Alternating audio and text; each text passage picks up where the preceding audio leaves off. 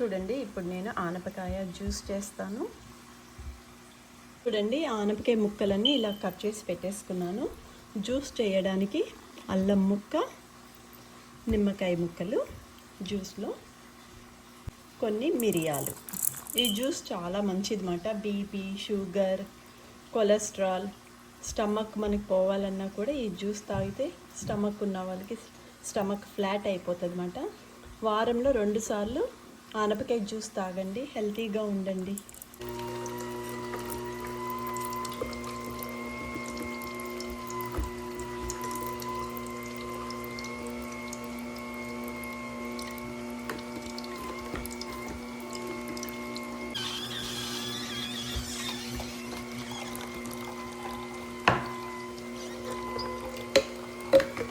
చూడండి, రుచికరమైన అమృతం లాంటి జ్యూస్ రెడీ అయిపోయింది, ఆనపకాయ జ్యూస్. ఇప్పుడు నేను మా ఆయనకు ఒక గ్లాసు, నాకు ఒక గ్లాసు. ఇది చాలా మంచిది అన్నమాట. రెడీ.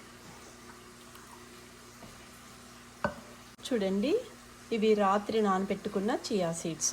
ఇది 1 స్పూన్ కలుపుకొని తాగితే చాలా మంచిది అన్నమాట ఆనపకాయ జ్యూస్లో.